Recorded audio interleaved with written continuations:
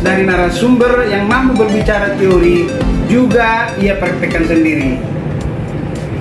Dengan kata lain, biar fair, kita misalnya meminta teori ataupun pendapat soal UKM, kita akan menghadirkan narasumber orang yang juga pelaku UKM. Biar fair rasanya.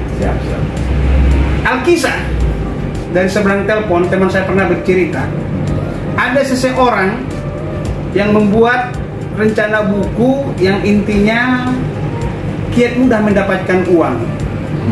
Tetapi begitu mau cetak buku ini, yang bersangkutan tidak punya uang. Akhirnya dia telepon minta bantuan teman saya ini, bro, bantu dulu cetak buku saya ini.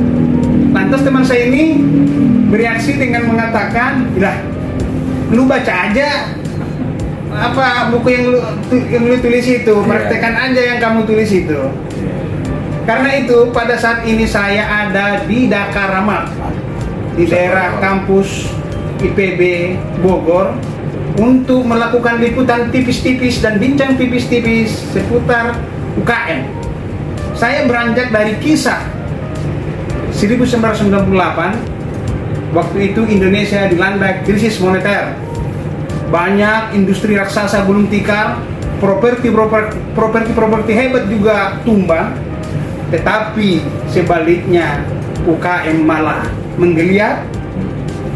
Dan bagi mereka yang hasil produksi pertanian seperti kopi yang berorientasi ekspor, malah meraih dolar luar biasa dan sejahtera.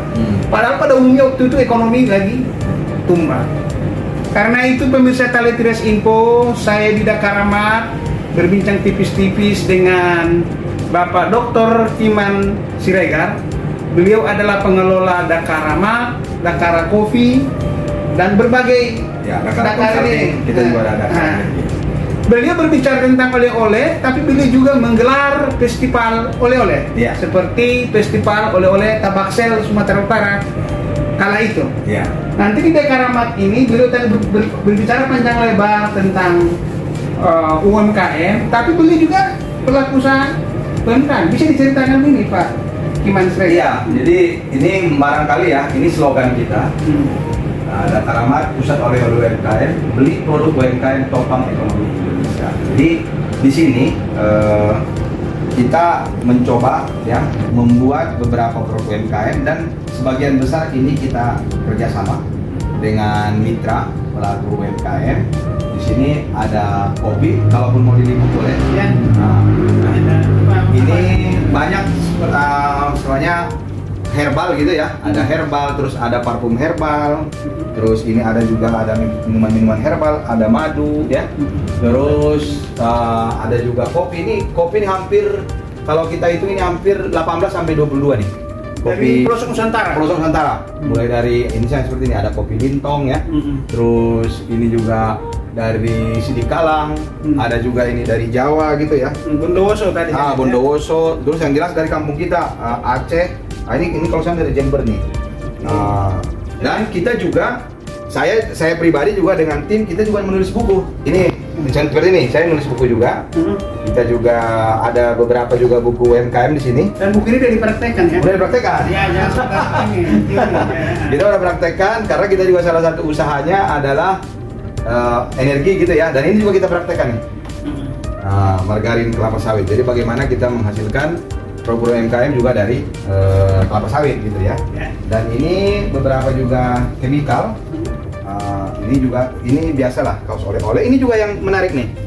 Ini kami bikin namanya pellet biomasa. Jadi ini ikan? Bukan, ini untuk bahan bakar. Jadi ini kami produksi mesinnya di workshop di PT Dakar Energi Alsinta, dan ini hasilnya. Ini bisa sekarang kalau di PLTU itu hanya co-firing, combine antara biomasa dengan batu bara. Nah ini juga talas beneng nih. Nah ini talas beneng, ini talas koneng nih, besar dan kuning gitu ya. Ini ada yang udah menjadi apa? Pipik, ada yang tepung. Ini juga katanya bisa jadi rokok. Nah ini juga ada ini sebenarnya kalau praktek. Nah ini juga sebagian nih, ini kerjasama juga dengan Halak kita Palumpe nih. Kita bikin namanya Dakara Chemical. Nah, ini nanti selain kita mau pakai di ngajak car wash, kita juga punya cuci mobil. Nah, ini juga nanti kita coba pakai untuk pembersih rumah tangga gitu ya, dan lain sebagainya. Di sini kalau dari sini ini banyak nih. Ini dari rata-rata dari alumni IPB juga, ada dari Kalimantan, ada ini juga ada dari Jatiluhur ini. Dari lokasi Dakaramat ini apa? Lokasinya dekat dengan kampus IPB. Daerah Dramaga. Dramaga ya. Angkatan Perumahan Dramaga Cantik. Nah, ini macam-macam di sini. Bisa oleh-oleh ya. Iya, ini ada cireng ya, kerupuk-kerupuk juga dari cireng. Ini diproduksi oleh teman kita nih, alumni IPB yang dia sudah mempekerjakan 150 orang. Wah, hebat. Dan Kiman juga waktu kuliah di IPB juga udah usaha tambal ban. Udah macam-macam. Apalagi sudah bisa kuliah dulu Bang. Dari semester 4 saya itu sudah buat bimbel, buka rumah orang juga. Terus ya saya bikin tambal ban, angkor. Orang Batak ini nggak ada banyak apa aja deh gitu ya. Jadi ini juga Bang, S1 di IPB, S2 di IPB, S3 ke Jepang juga ya? Iya, sebagian di Jepang. Apa yang inti di Jepang itu Bang? Disiplin ya Bang yang Abang? Saya kira kalau di Jepang itu disiplin. Itu yang saya ambil ya. Disiplin dan keuletan. Dan eksekusi. Selain Dakaramat ada juga ini teman-teman. Ada juga Dakara Kopi, tempat ngopi ini. Ini.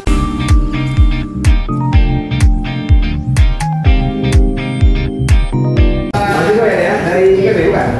Wah, berapa nih? 54, abang 34, lebih dari 20 tahun. Ini berarti junior saya 20 tahun. IPB. Jurusan apa? Oh, berarti sama. Aku dulu TP. Udah sering berkunjung ke Dakara. Lumayan ya. Kebetulan kamu nggak? Tadi saya tanya abang ini, 18.000 karena satu gelas kopi bau-bau 40.000, 50.000 udah bisa jadi di sini ya. Saya bilang tadi sama abang ini, kalau orang lagi PDKT, bau 50.000 dengan durasi 2 jam udah bisa nembak lah dengan 2 jam waktunya ya kan. Jadi coba ya. Masih 2 jam tak bisa nembak. Orang diterima tadi ditolak itu persoalan lain. OTMB ya, bimbingan apa? Bimbingan siapa? Oh iya. Waduh, pahit dan manisnya hidup menyatu dalam kehangatan secangkir kopi. Iya. Ceritanya, ini kan tentang kopi juga. Tapi ini sorry ya Mas ya. Ini dari zaman dulu ternyata orang juga sudah mencintai kopi. Ya. Kopi Mandailing dari kampung itu udah mulai rebus belanda. Iya, tapi mereka masih lakukan secara tradisional. Oh, itu dia zaman. Kalau ini dia sudah menggunakan teknologi. Istilahnya dia sudah mungkin 3.0 lah kan gitu ya, atau 4.0, tapi masih menikmati kopi juga.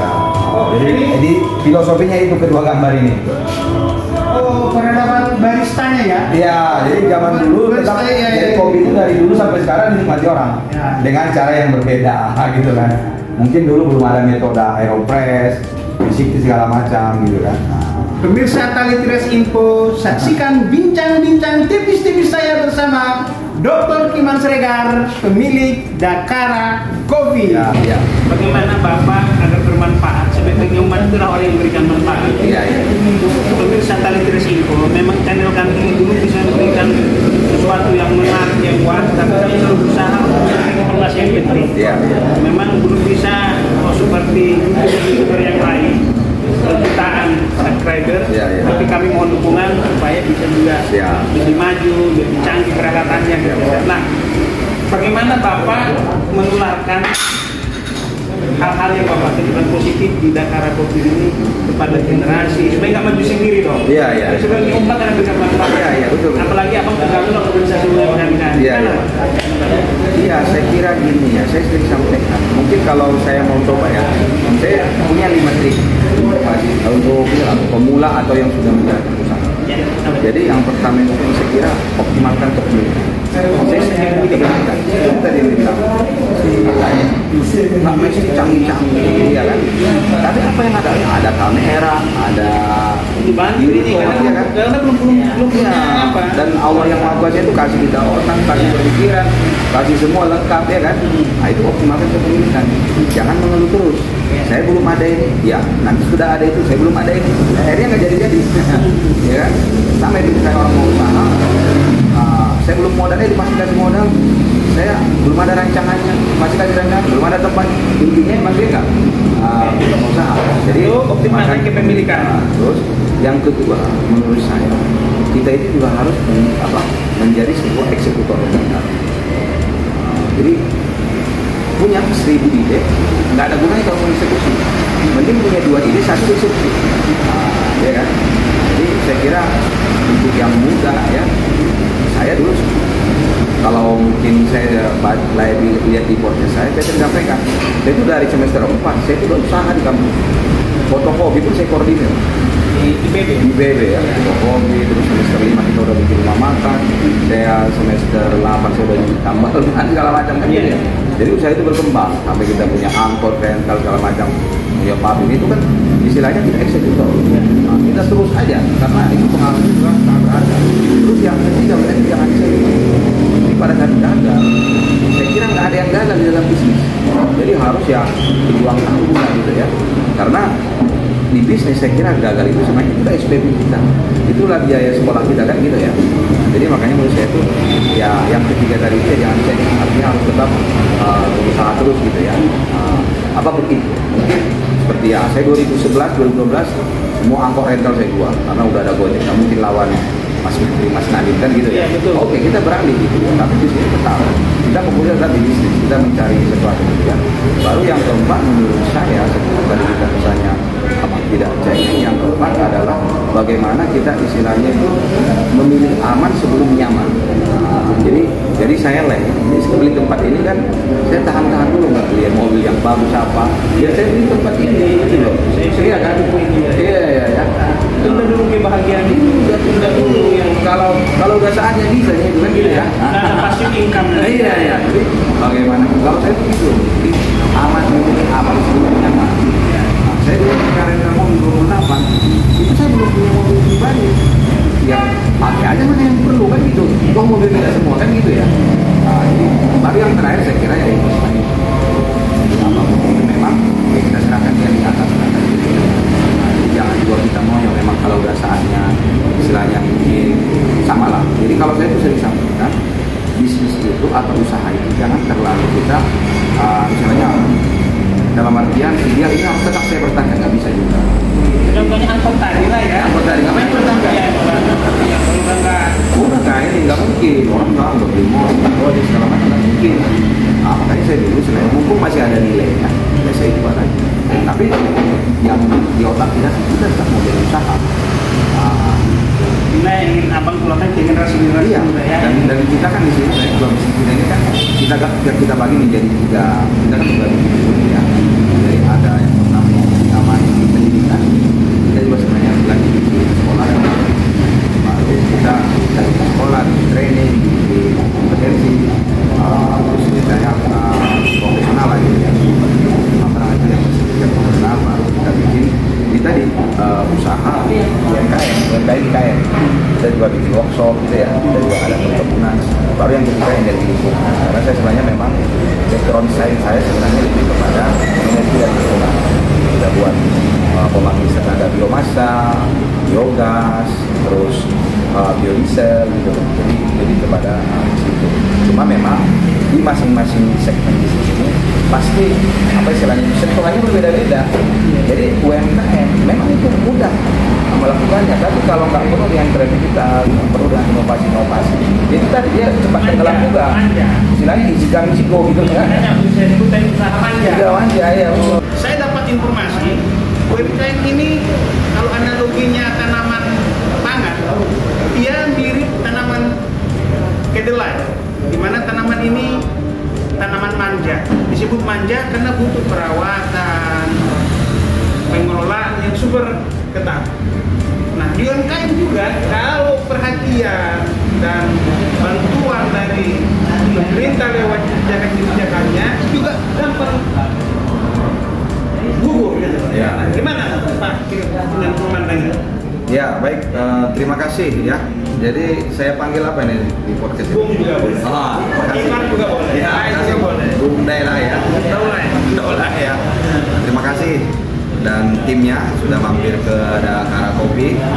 Alhamdulillah di Dakara Kopi ini sebenarnya kita yang mau kita bawa itu trennya adalah sebenarnya semacam one stop shopping gitu ya, karena di bawah nanti juga kita pada itu dan juga ada Dakaramat sebagai pusat oleh-oleh UMKM Indonesia. Kita memang salah satu bisnis yang kita gelutin adalah seputar usaha mikro kecil menengah dan industri kecil menengah. Kebetulan saya juga sekjen asosiasi ASUK UMKM IKM. Jadi memang kita bukan istilahnya sekarang ini, tapi memang dari dulu perhatian kita terhadap UMKM ini serius gitu ya. Sebelumnya juga kan mungkin Lae sudah tahu bahwa saya juga ketua Yayasan Festival Oleh-oleh Tabaksel. Jadi dari 2016 sampai 2019 atau sebelum Covid hampir setiap tahun kita lakukan festival oleh-oleh Tabaksel atau yang di sana itu menjual produk-produk UMKM. Jadi hampir kita tawarkan sana. Mayoritas itu di tempat kabupaten atau kota gitu ya. Tapi dari Kapten juga sudah ada waktu itu beberapa yang bahkan yang di terakhir kita lakukan 2019 turis-turis juga sudah ada karena sudah agenda itu. Cuma memang karena Covid ini kita harus bawa gitu ya. Nah, terkait yang disampaikan tadi, memang saya kira betul sekali ya. Kalau kita misalnya melihat angka sekarang ini, saya juga sering mendengar kegiatan-kegiatan pembinaan UMKM yang memotivasi pelaku UMKM, bahkan nanti Dakaramat itu mungkin sudah 150 ribu pelaku UMKM itu kita tampung produk-produknya, kita buat insinyasi gitu ya. Memang kalau kembali lagi seperti yang tadi dianggap misalnya seperti tanaman usaha manja gitu ya, memang poinnya di situ ya. Coba abang kan udah lama ya di situ, diagnosanya ya, sudah memahami dan resepnya sudah. Iya, poinnya saya kira memang kuncinya di UMKM ini kan bagaimana kita memainkan kreativitas gitu ya. Dan ada namanya kalau misalnya kita di teori ada namanya value proposition gitu ya. Jadi kita harus mengerti keinginan pasar. Jadi segmented itu harus kita kejar. Karena kan kalau yang apa namanya itu ya, anggaplah misalnya contohnya lah sambal, cireng, ya kan. Terus kalau misalnya di kita punya tenun, ya kan, atau misalnya kopi, kan belum tentu semua orang pengen. Nah, jadi salah satu hal yang harus kita lakukan, kita harus mengerti. Tapi dalam artian setelah semua yang namanya mulai dari quality produk, ya kan, packaging, ya, dan persyaratan legalitas yang kita penuhi. Berikutnya adalah kita mainkan kreativitas, bagaimana kita mencari segmen atau mencari pasar-pasar gitu ya, komunitas-komunitas yang memang membutuhkan itu. Kan itu, kalau kita misalnya hanya menjual bebas, saya kira mungkin boleh dikatakan saya lagi napasnya nggak kuat. Jadi kan nyaman lagi kita menjual pasar bawah sekian. Iya, saya kira harus kita berkreasi tentang komunitas, dan yang penting sekarang itu kita minta digital marketing. Nah, makanya kita kan juga di grup Dakara, salah satunya kan kita buat Dakara TV, kita buat juga Dakara UMKM Indonesia gitu ya. Itu salah satunya juga bagaimana kita seperti ada dengan kita di jual yang ada namanya misalnya orang itu misalnya ABCD gitu ya, itu minuman biasa. Terus setelah dia viral di Dakara TV itu sekarang itu boleh dikatakan dia termasuk yang paling tinggi penjualannya. Sistem manja dulu. Disebut manja itu argumentasinya apa? UMKM ini. Kenapa ya. Manja apa? Apakah di permodalannya, apakah di pemasaran, gimana? Supaya sangat disebut manja. Iya, saya kira memang gini. Ya itu tadi karena ini Pak. Ya, saya kira yang pertama itu ya, nggak semua pasar bisa menerima. Kan itu yang dia kan bisnis itu kan setelah saya berhasil produksi, setelah kita bisa berhasil membuat sebuah barang, kan berikutnya kan bagaimana menjual, ya kan? Nah itu kan nggak semua orang bisa atau misalnya nggak semua orang mau membelinya kan gitu ya? Kan itu yang harus kita kejar gitu, itu yang harus kita pasarnya kan gitu ya. Nah, misalnya seperti anggaplah misalnya kita dulu buat saya bolu Dakara, iya kan? Itu boleh dikatakan kita pengalaman dari situ ya. Itu sebenarnya relatif belum berhasil itu. Kenapa? Karena itu tadi ternyata yang saya lihat orang itu memang maunya misalnya bolu alas gitu. Karena masih ada kecenderungan ya istilahnya apa ya? Masih ada juga mungkin kalau di Bogor orang punya tanah.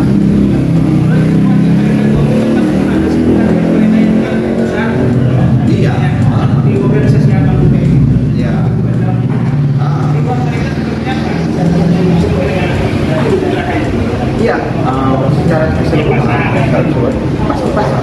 Ya. Kalau permodalan sekira kan yang keluar itu pasar. Makanya saya sering sampaikan, moto kita di dalam beli produk UMKM, topang ekonomi. Jadi datang pejabat, saya datang pejabat dari kampung kita, saya duduk mana ada ada siapa atau pimpinan sendiri, itu kita ya harus dibeli. Gitu. Nggak bisa istilahnya kita hanya jadikan hanya kapital atau misalnya untuk penderita saja yang kayak gitu. Soalnya masalah utamanya adalah lebih pemasaran. Bagaimana usaha ini, usaha UMKM ini, dia memang tidak ada pasar atau memang dia tidak tahu titik jalan menuju pasar itu berbeda. Memang satu salah pasar, yang kedua ada pasar di sini, tapi dia tidak bisa menembus ke sana. Saya kira itu bisa saja, bisa saja. Kan boleh tetapi saya ini kan seperti yang kita sampaikan, kita ini kan dari sisi pendidikan kita usaha tidak berdokter. Kan harusnya kan kita knowledge kita kan lebih besar, iya kan, makanya saya kenapa misalnya UMK ini saya bawa di samping KP, saya nggak mau lagi produk UMK ini tapi kan etnisnya memang pelaku UMK ini ya rata-rata dari negara tertinggal, ya gimana dia mau akses pasar, sementara kalau orang mungkin dia beli nanti 10.000 kali baginya kan jangan. Makanya saya di sini saya taruh beberapa produk UMKM nya di APK kita. Jadi itu saya kira ya salah satunya itu mungkin dia tahu pasar, tapi dia nggak ada akses. Makanya kalau saya di sini, ya kan, saya tampung aja semua produk UMKM.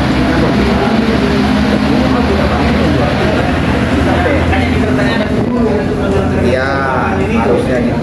Jadi UMKM itu ada pelatihan dan penyuluh di situ. Iya, tapi kan seperti yang kita tahu, walaupun gini, secara kuantitatif memang jumlah mereka besar, mungkin 99% sekarang kita ya.